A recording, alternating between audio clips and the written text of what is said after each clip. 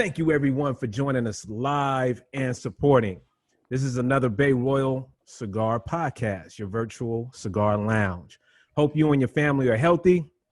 Our podcast is live every Friday at 7 p.m. Pacific Standard Time, bringing you the top leaders from the industry and various cigar influencers to discuss the lifestyle, culture, industry, and hot topics. We like to call it a lifestyle.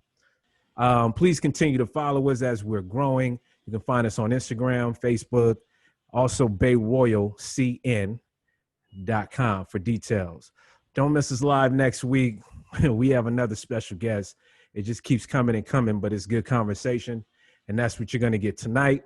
This is our 23rd session. Tonight we have a gentleman who has been in the industry a long time. For one, he has helped build Caldwell Cigars with Robert Caldwell from conception. He is from California. He's a native, like myself, with roots also from the South. That's also like myself. Interesting. But he's been in the industry since 2002. So 18 years, knows a lot, started in a retail, worked for manufacturers as a rep, host now a live weekly show, right? Mm-hmm. Wow, that's awesome. So host a live weekly talk show host. He is co-host with another partner of his named Tony, and he calls it 4 Shots with Tony and Jerry. Everybody put a thumbs up, blow some smoke, take a shot for Jeremy, the California Hillbilly. Man, you got to come on to 4 Shots every week and just do that introduction because that's just so smooth. Oh, thank you, bro. Thank you. I mean, I don't meet people like you all the time. So it is a pleasure to have you. Thank you for the acceptance and invitation, man, we've sent out. I mean, you just responded. I appreciate that. Man, you've been doing a lot. I mean, I've been doing a little research too about you. I mean, thank you and welcome.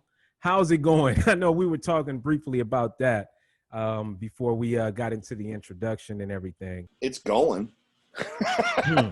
No, I mean,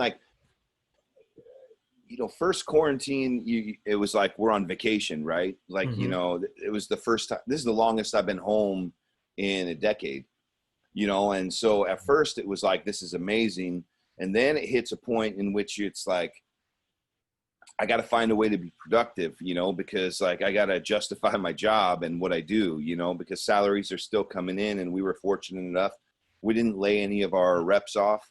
And we just found a way to like different things for them to do. We were like, get connected, hang out with consumers, virtually herf with them, do whatever you can do. Because like we don't have sales right now, so focus on the relationship. And it's been cool. And then from that, certain things blossomed. Like for the first, I would say almost 3 months straight, I was doing like a coffee and cigars at 9 a.m. in the morning. Every single morning I was doing it. And then as people started getting back to work, it didn't make sense to do it every single day, because I'd be sitting on there with like 3 people, and it's cool, but it was like, 3 people. Right. Hey, what are you doing? Right. We became very close, Yeah.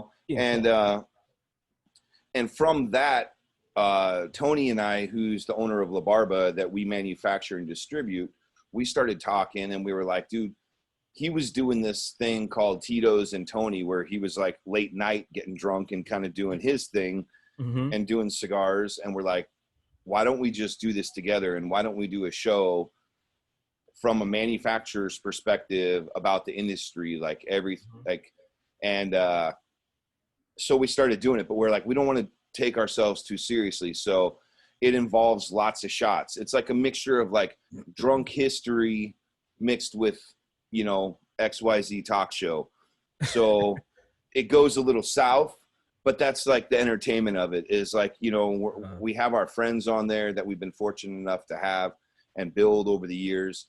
And it's just a little bit of different perspective where the conversation is not as much like rapper binder filler kind of conversation, but more so like, who are the dudes behind the scene, and so we can give our, and who are the like influencers in our industry, very similar to what you're doing, and there's a lot of really good content out right now. And I hope this you know, as we go back into the swing of things, whenever that is, I hope this stuff stays there, because it's reaching a lot of people that, you know, I mean, look, if you're in Arkansas and you ain't got a shop within an hour and a half of you, this kind of stuff is gold. You know what I mean? People are able to still have that sense of community and get to talk to manufacturers that they probably wouldn't get to otherwise, because their shop doesn't, you know, host that kind of stuff. And so it's been cool to see what our industry has done over the past couple months. And it's like, we definitely had to adapt, but we're all still smoking. That's right. I mean, you call it 4 shots. I mean, what do you both drink and who gets ripped first? I mean, hey. So every week we mix it up with a different beverage, but we've done like, we're not doing like high-end whiskeys because it's rarely 4 shots. It's more like 7 or 8 or 9 shots. So we're Who not came like up with the name 4 shots. You? Tony. Tony? No, Tony okay. did. So Tony, who is Tony? That's your friend. He's also in the cigar industry too. Yeah. Isn't he? He's a cigar brand owner, you said. Correct. Yeah, he's out of Ohio. I invited him on to join us. I don't know if he's making it on, but if he does, I'll definitely. You see him, tell me and I'll unmute him. Yeah, but he is. He's has 3 stores with his dad, and they started off as a local brand, like a house blend. Where he started La Barba cigars, and then it kind of graduated. And when the FDA started looming over us, we approached him because we'd all been friends, and we were like, hey, do you want to take this brand to the next level, or do you want to keep it, you know, as kind of a local, you know? And he was like, nah, let's do it. So we took him under our wing. And he's actually, now when you say who, is it you and Robert? So, I mean, under Down and Back, like that's our umbrella company that manufactures and distributes Caldwell cigars, La Barba cigars, and we were doing that for Matt Booth for Room 101 up until the end of last year when he moved over to La Polina. Okay. So, okay. Wow. There's so much going on. I don't even know. I mean, changes that you just mentioned, I wouldn't even know. I guess it's just through Cigar Aficionado that you hear these things, like someone like me or others. Yeah, or Half Wheel, or I mean, like Wheel. So much stuff is like happens behind the scenes, and then all of a sudden you're like, oh, that guy's with that company now. All right, cool.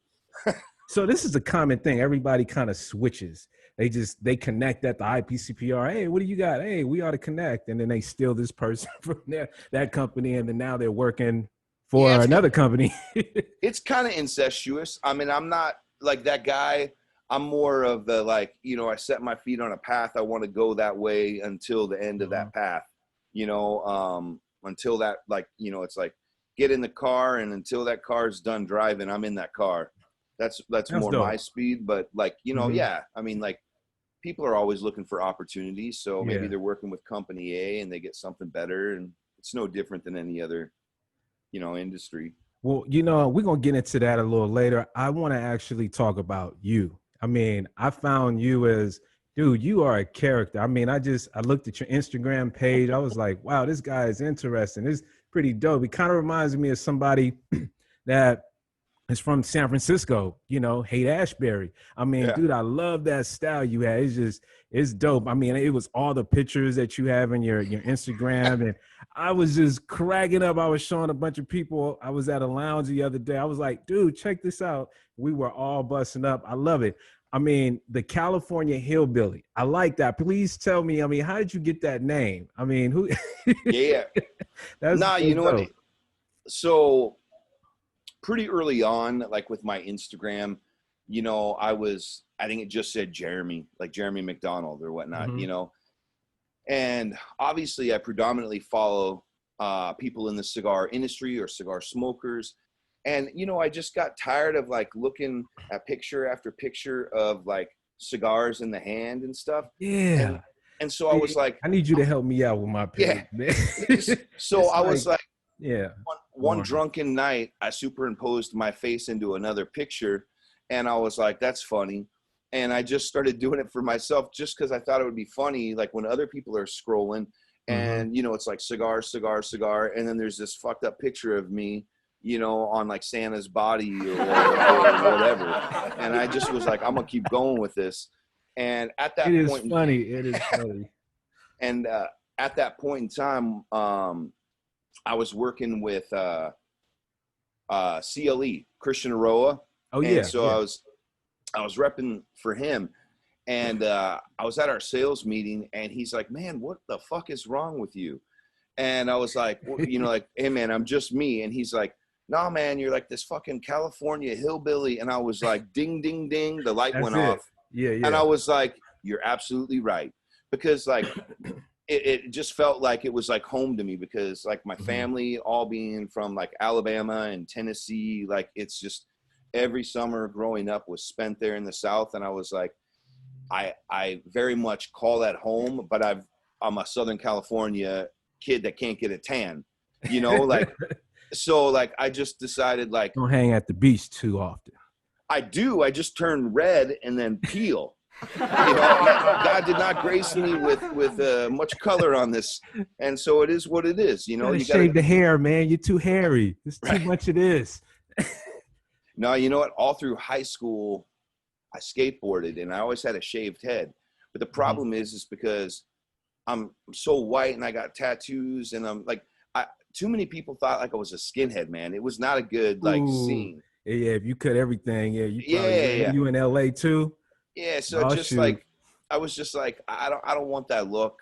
Like I don't need that in my life. So like I just let it go wild. Yeah, I feel you. It's not really the group you want to be associated with, if you know what I mean. So I mean, it's a lot of country artists. You're in a band too. Yeah. Is it what type of music? Country, rock? Nah, it's rock. Soul? It's some aggressive rock, you know, kind So of when got you say that. aggressive, it's like that heavy metal. I wouldn't quite say, I'd say more aggressive, like it's extremely passionate, maybe to the point where sometimes there's a little bit of screaming, like to that type of stuff. Accentuate a point. You know what I mean? Like give us a freestyle real quick. No, I'm just kidding. This is not Sway's wake up show. Right. What interested you to pursue a career in this industry? I mean, you started in retail, then became a rep. Tell us a little bit about that journey. So honestly, you know, when I turned 18, I started smoking cigars, and being 18 and broke, it's an expensive luxury, you know, like it is a luxury. And so I started going to different stores, just offering my assistance in case they needed help, because I was trying to offset the cost of my cigar spending. And about 9 months later, a shop that I'd been frequenting hit me up, and they were getting ready for their trade show. So they were like, hey, we need someone to cover the shop. Would you be willing to do it? And I was like, yeah. So I took my vacation, and at that time I was working at, I think, Trader Joe's, right? And so I took my week vacation and then worked at the shop, and then they came back, and I was like, I don't really want to go back. Can you guys like figure out a way to keep me aboard? Because I like this. So it wasn't really like I set out to work in the industry. It honestly, it's like when you start a band, you do it to get chicks, but then you realize like, yeah, only when you're a big band does that actually work, or unless you got super game. So like it wasn't really working very well for me. So it was kind of like I didn't go into the cigars to be in the industry. It's just I loved them, and I was trying to offset costs. And then like one thing led to another, and like they're like, well, can you work your part-time? And then it was, can you work your full-time? And then it was, hey, can you take over the ordering? And, you know, and little by little over the course of years, I just kind of sunk fully into this industry. And then I hit a point where I was like, well, I got to go to the next phase, because like I'm working at a shop, but like I'm capped. It ain't my shop, you know, like, and so I was like, I got to get on the manufacturing side. So I started that process and found a company, and then started working. And so it kind of like, sometimes I look back and I'm like, I don't know how I got here. Like, well, you outgrew one position, and then you got into the next. You found a passion, obviously. You know, when was your first like IPCPR convention that you went to? What year was it? My first was 2003. The one I went. So So when it it was the was RTDA still. RTDA. Okay. That's where you really just take what you're doing to the next level more when you're meeting makers, learning more about the industry. You've seen a lot of change happen, since then. And then now, I mean, did you ever have plans to start your own boutique brand? I mean, seeing all of that.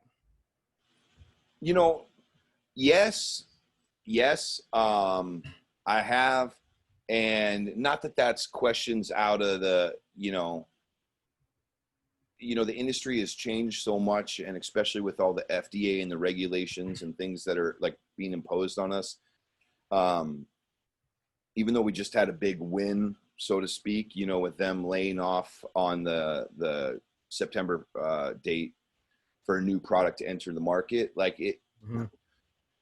I don't know. It's like maybe someday, if the stars align. If not, like I don't need to be the guy. I'm comfortable building and doing something and being part of a team. I don't necessarily have to be the guy up front. Not to say that won't happen at some point or couldn't, but I think that it seems like everybody's aspiration, right? Once they get in the industry, like someday I'm going to have my own line. And that's like, just like everyone who plays in the band is hoping one day they're going to get signed and make a living off of it. Yep. And like nothing disrespectful about that. It's just, that's kind of the dream we all kind of share in this industry. And I don't know, we'll see. I mean, as a partner with Robert now, I mean, describe that experience. Like, how did this happen? How did you become a partner with him? So when we first started the company, he was like, "Hey, I want to bring you in, and like we'll I'll give you X percentage, or we'll figure it out, right?" He's like, "But you do it in sweat equity, like you don't have to put the cash down, like you earn it, and we'll hand it to you." So there was kind of this like handwritten kind of contract between us. More so a handshake than anything.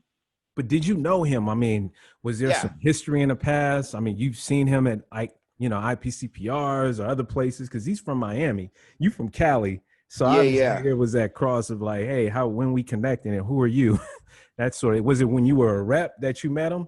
Yeah. Okay. So I knew Rob because he, when I was working with Christian, the CLE brand, there was a Miami brand out of there called Winwood, and it was like and that was Robert's Caldwell's the Anastasia.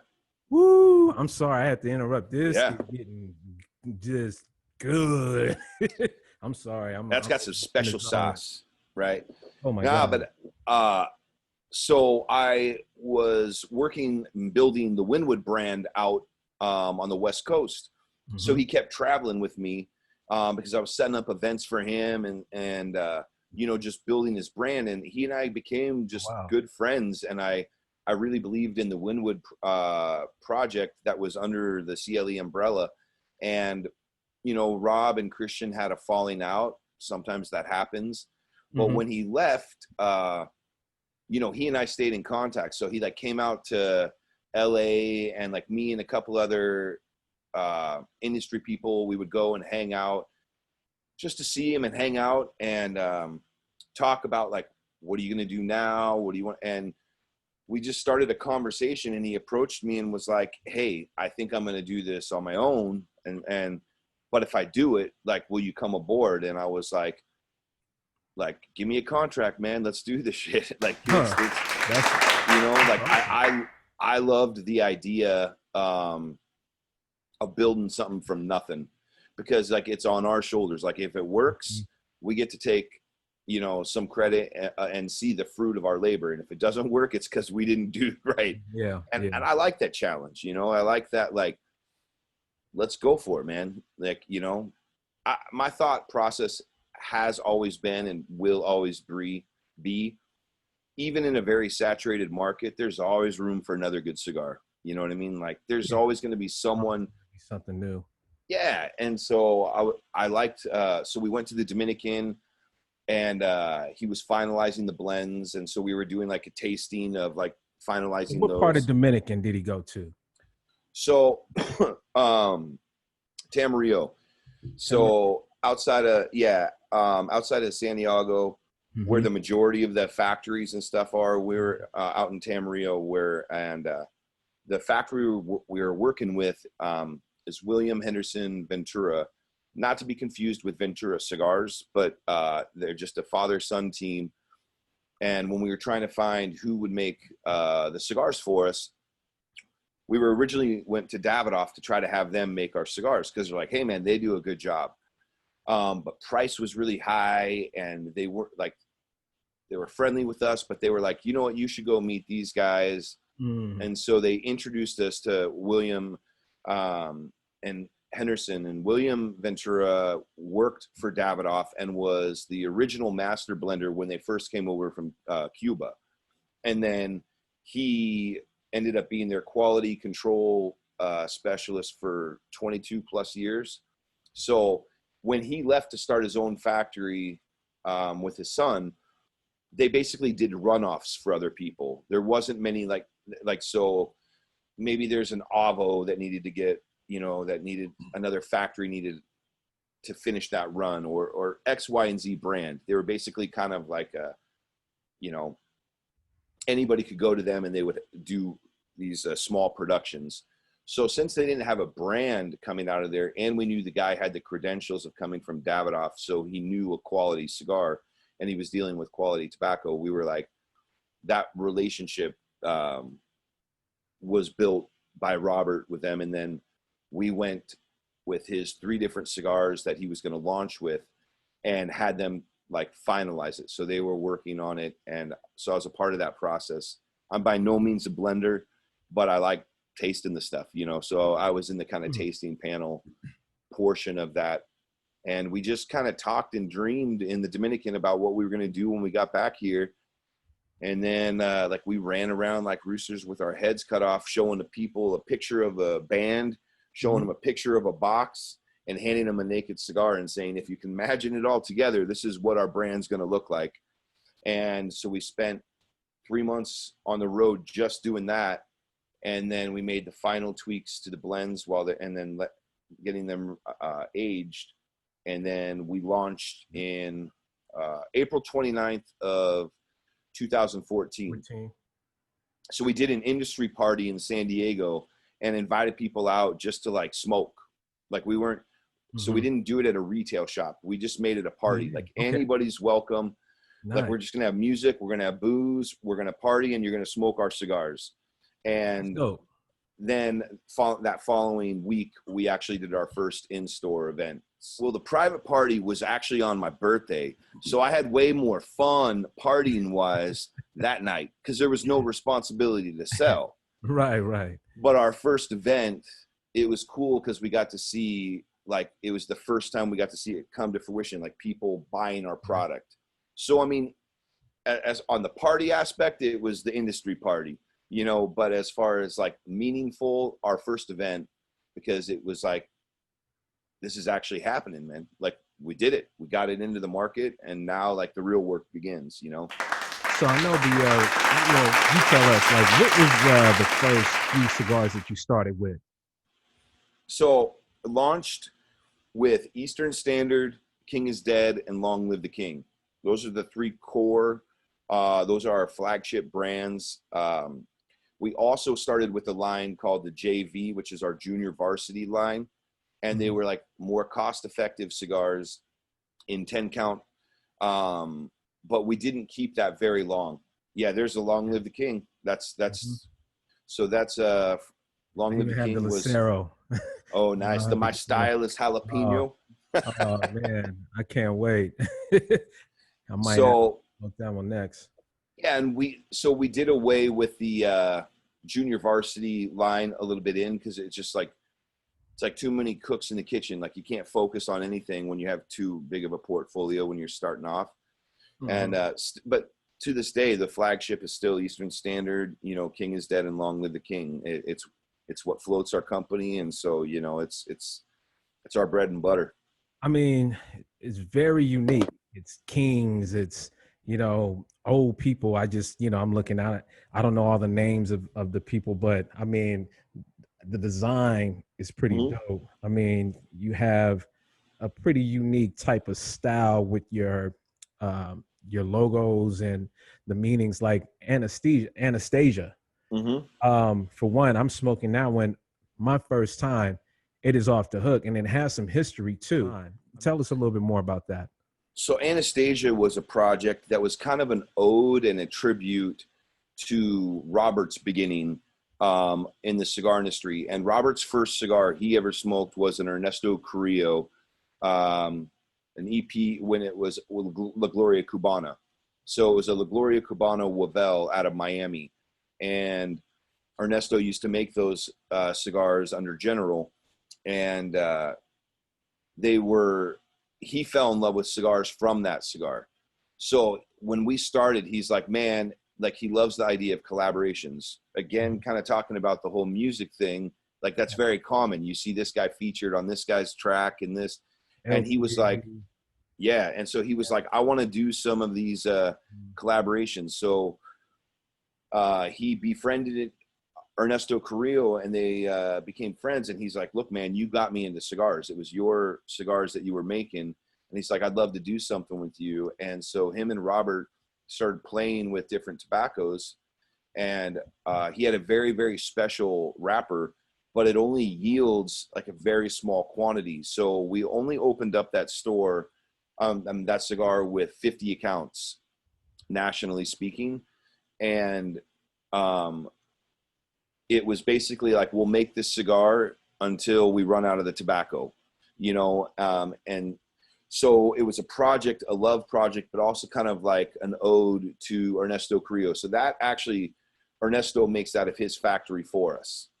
So, but it was co-blended between Robert. So it's very much our style, but it's also very much Ernesto's style. And it's an elegant, beautiful cigar. And it's definitely like a special cigar to us because of more what it like is about than, what it does for us financially, Yeah. So who is this lady here? Her name is Anastasia, right? Yeah. So what's the history on her? The first limited edition we released is this. Wait, where's this? Yeah. This is the Last Czar. And so, yeah. So that is our most like rare and special cigar we produce. And Anastasia was the Last Czar's daughter. So Alexander, like historically, like so, and she was like, it was often spoke in history about her beauty and all that. So we were like, well, we're going to make this really elegant cigar with Ernesto, and the Last Czar is a very full and rich cigar. So we were like, why not? Rob was like, let's name it after his daughter. So it's just kind of in theme with, there's no correlation blend wise between the two cigars, but it's just kind of a play off of history. So Zark, like you're smoking this tonight, obviously. So what does this taste like? I haven't smoked it yet. So this is like the best way I describe this cigar. It's like when you have a really rich piece of like German chocolate cake and you have that one piece and you're just satisfied, like you're done. You don't need a second. It's like, this cigar is very rich. It's very creamy. It's full bodied, but it's not spicy. And the nicotine count on it is pretty high. So you feel it rather than like taste, like a lot of them you can like, oh, I can feel how heavy that is. This is like a creeper.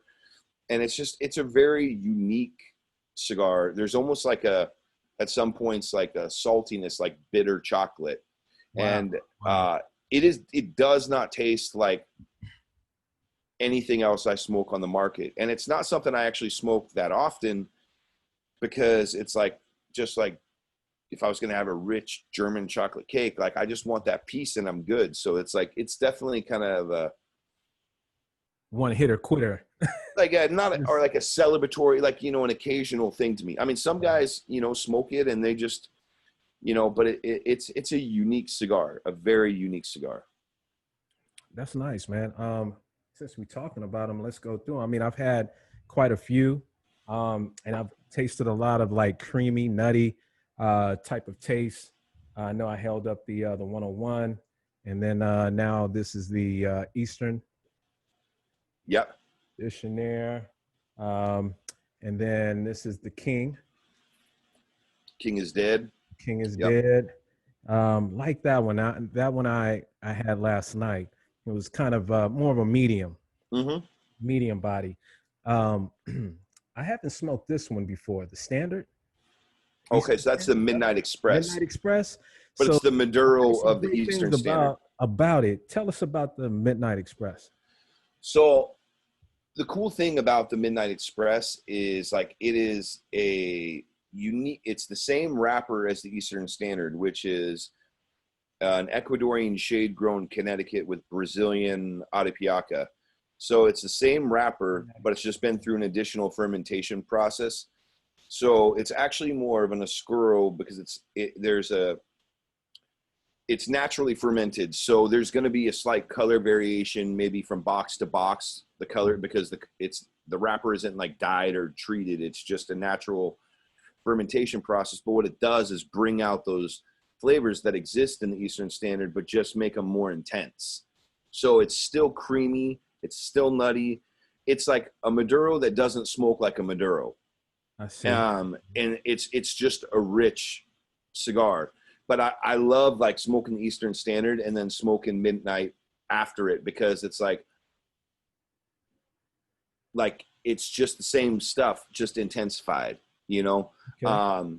But it's not sweet that a lot of Maduros tend to be on the market. Like it just kind of enhances and gives it a little more like balls, you know. It's interesting. I mean, then you got the Blind Man's Bluff, and a lot of the cigars are very rich in taste. I haven't smoked all of them, but I will.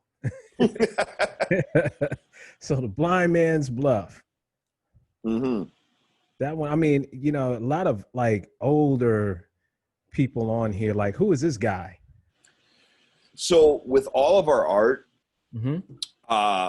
Rob is hugely into art, collects art, trades art, sells art. Like that's his like, side hustle. And so he had befriended a kid who back in the Wynwood days that is a muralist, and he gave him his start by painting this wall. And now that kid, he goes under the name of Oka One, but his name's Elio. He now is world renowned for doing these like amazing murals, like from Brazil to Costa Rica into Miami. So because Robert kind of gave him his start, like he didn't forget us. So whenever we come out with brands, what we do is we basically tell him, all right, here's the name of the cigar, or Rob does. And Elio kind of interprets it, because we wanted actual art on our bands, not like, let's not go tobacco art, because we're not those guys. Yeah. We're not from Cuba. We're not from Nicaragua. So let's not pretend we're from there. Let's just have actual art. So all of them are just interpretations, like Eastern Standard. He just came up with that dude, you know, and then we ended up creating a story about him, because like everyone was asking, like, who is that dude? What's the significance? And actually it's like, I mean, we made a story up, but the significance is it's just art, just like a cigar is, you know, it's just for you to appreciate. So, you know, the story is that it's, you know, it's art, you know. And like what's crazy is when we first launched, people were selling our boxes, empty cigar boxes, for like $300 online, because they didn't know that we make a ton of them.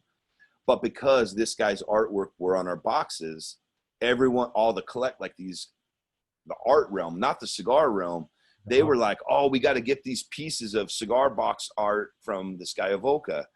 And it was like, hey, you realize like every store throws them out when they're done, man. You can just go pay $2.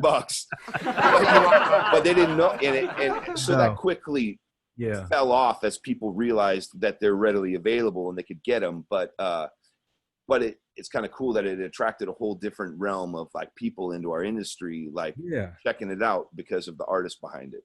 I mean, it's influential. I mean, I'm not from Cuba. I have some roots from Haiti, but if I was to put out a cigar, I mean, I think this is kind of a direction I would go. I mean, I kind of like the art, you know, being an artist is kind of my thing there.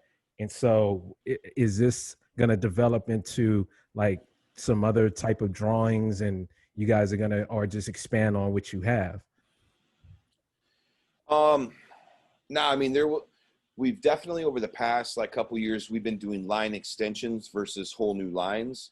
So like we did a Long Live the King, Mad Motherfucker. And that like, and it's the Long Live the King band, but like colors are inverted and all this kind of stuff. But we've been keeping in theme with just trying to direct people back to like our flagships, keeping everything, you know, kind of cohesive. But I'm sure, especially now because we have a little more freedom and be able to put some stuff out, you'll see some new stuff that'll be completely unrelated at some point, you know, with just a new brand and new art, but it'll always be in that vein, you know, of just kind of an artistic, whether it's a face or, you know, like, I don't know if you've seen the Savages. That's a cigar we do, but like the guy looks like a steampunk kind of guy, or like with almost, but No, I haven't. I couldn't find that cigar. yeah.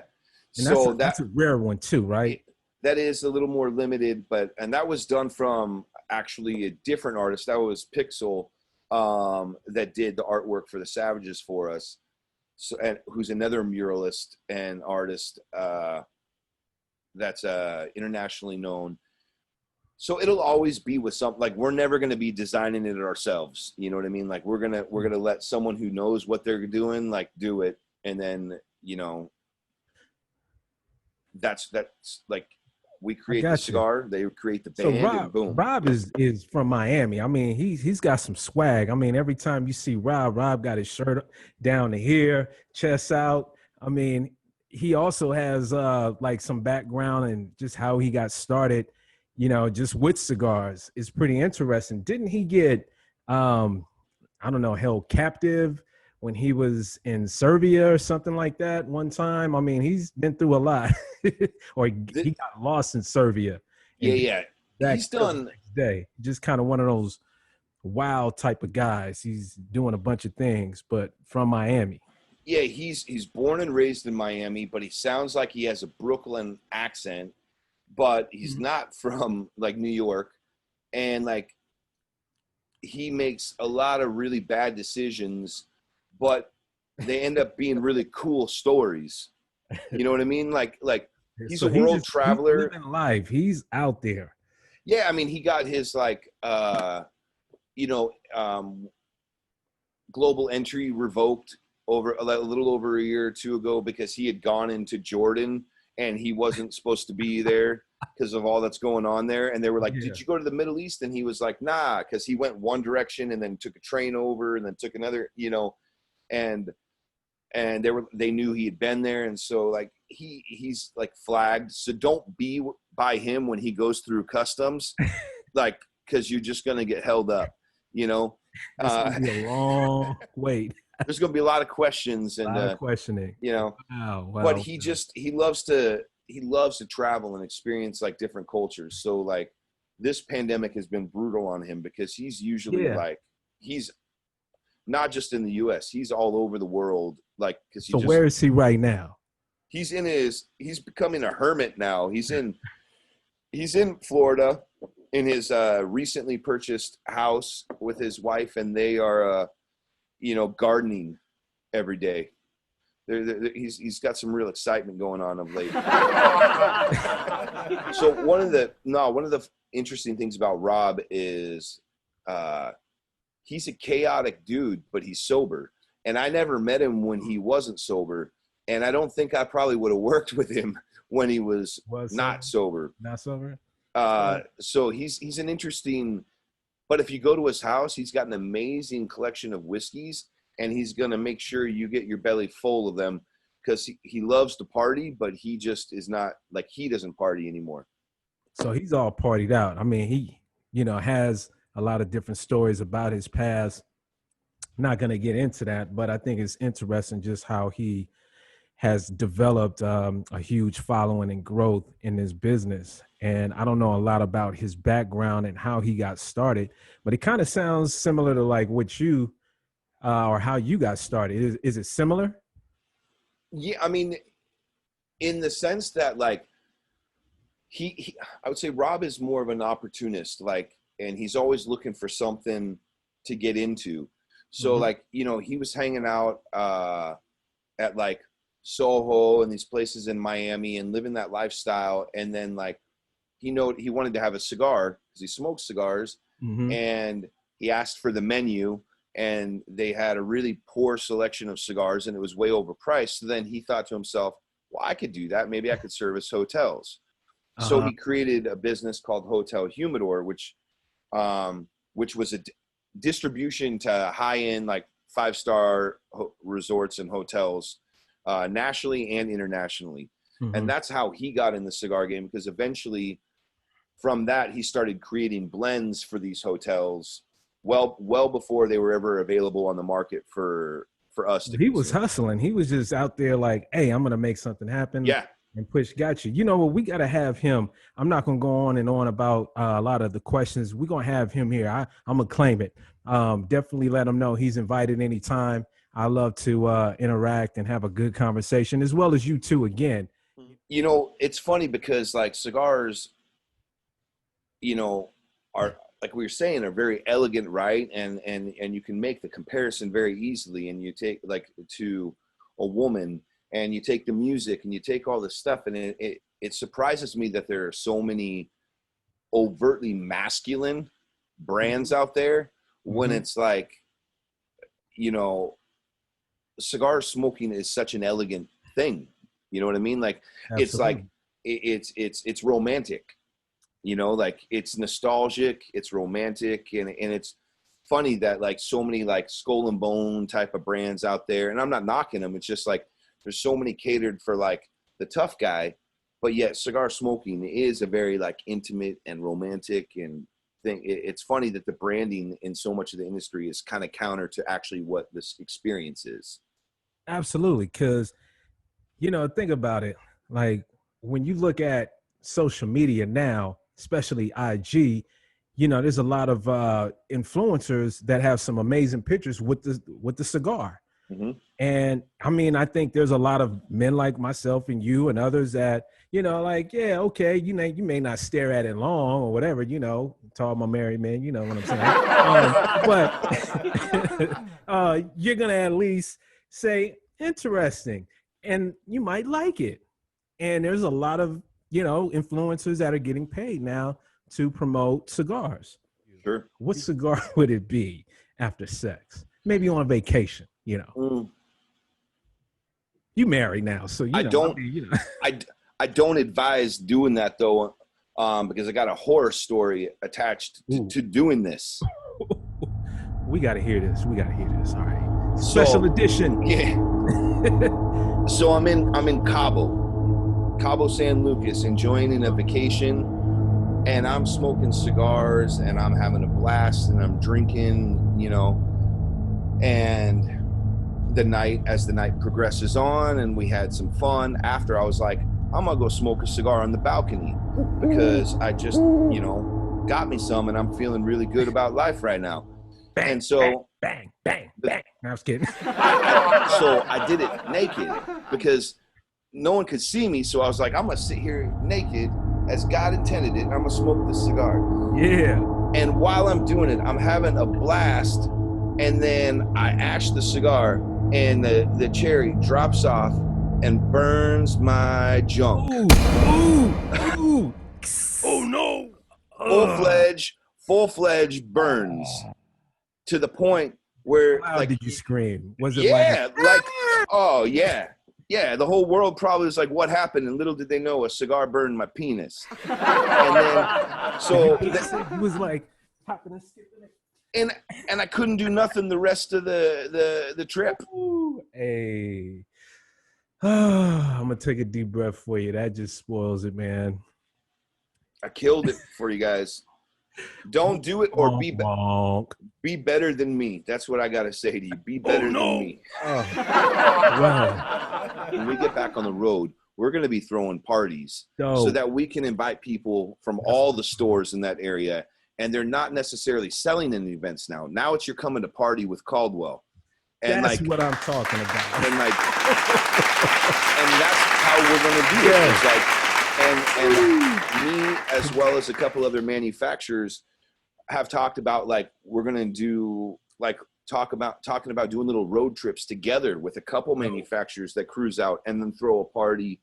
And like we'll ask a retailer, hey, you want to join in? You can do the selling, you can have product available here, and we're just gonna hang out and we're gonna smoke and we're gonna have a good time. And like that'll be dope. That resonates with people more than like, I'd like you to try my cigar because it's, you know, everybody's heard the same story and the same, you know, and so it's like, I'd rather just sit and become a friend and smoke and find out like what we have a common interest in. And like you establish a relationship. I don't need to sell you anything, and you don't have to buy my stuff. The relationship it has more value business wise than the immediate sell. If I was to try to pitch you on something, absolutely. I mean, I know how to sell, I've done it, but like, that's not my focus anymore. And that's not our company's focus. Like the selling will be an after effect of the relationships that like we cultivate. Absolutely. Well said. Because when y'all come to San Francisco in the Bay Area, I want to be able to host that for y'all. Hell yeah. And we'll put it together. We'll make it happen. Let's go to some questions, and then we'll wrap it up with some final thoughts and comments from you afterwards. Where you from? Where you calling from? I am from Massachusetts. The MA is I'm the Distinguished Ruffians. So, what's up, Will? Welcome. What's up, Jeb? I was hoping you were going to promote 4 shots. What's going on with that? We talked about it in the beginning. We did. Okay. Did I come in late? I came in late? Okay. You came in a little late. We did talk about the 4 shots. We did. Okay. I just want to make sure that happens because it's a great show and everybody should come and check it out. Absolutely. I'm there. I'm on there. We're going to have a fun conversation when I'm on there too. You'll see, I didn't get to answer your question, but Tony is the one who gets hit with the booze first, because this is how the conversation goes. As the hour goes on, he goes like this. As he drinks more and more. And it's hilarious. So he's the one that's getting wasted first. Yeah, but it's gold. It's funny, man. It's like you're sitting in the backyard with us hanging out. That's the that's the show. You know what I mean? But see, that's the dopest conversation. That's what this, you know, is all about, man. We got to have these interactions, man, because it's fun when you can just be you. Man, I got to tell you, if there's one thing being in this industry, like it completely changed everything about me. Political views, world views, all kinds of stuff, because, you know, you're raised with a certain belief system or standards or whatever that is. And a cigar shop, you get people from every walk of life. And like the one thing, like when I was a retailer, I never got into political conversations. I just listened because like, I just like hearing what people have to say.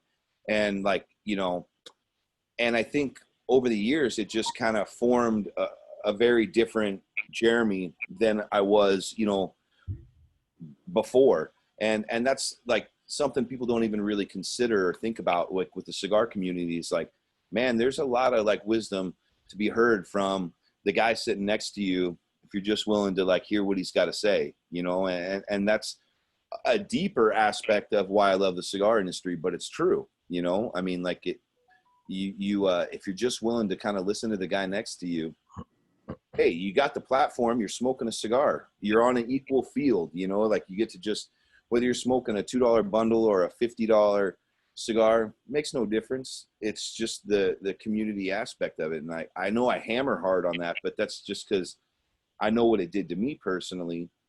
And I think people like have an opportunity if they just are, you know, if they want to get into the community of cigar smoking. There's so much to be learned. So much. Okay, here we go.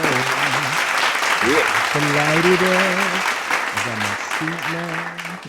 For those that don't know, I am smoking Long Live the King, Caldwell. Very creamy. I'm only here. I just lit it. Very smooth. Does it change, Jeremy?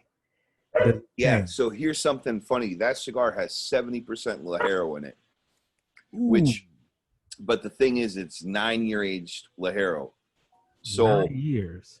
so the thing is that blend smokes very creamy and it has a little pepper to it. By all intents and purposes, that is a full-bodied cigar. But because the tobacco's so aged, it smokes kind of medium, just a nice like spice to it and everything. But like, I mean, 70% is a lot to put into a cigar. So for those that don't know, Lajero is the strength of the cigar. So that means it's going to get full body. It's going to get heavy. It's going to get full, all that good stuff. So, but I love the cream. It's like a rich cream. So Yeah, that's one of my favorite Caldwells, by the way. hey, Well, thanks, Terry. You're welcome. It is. So. if you don't know, now you do. I mean, hey, this is cool. I mean, connecting with Jeremy and learning more about the Caldwell cigars, because I really didn't, man. We don't have a lot of reps that come out here, or I haven't been around, to really learn more about it. But, hey, I look at reviews, I hear what people are saying, and, that's what interests me. Stay tuned, keep in tap, Bay Royal CN. We're going to continue this movement, continue the conversations with the cigar industry. So I thank y'all. I've ran out of words. I'm done.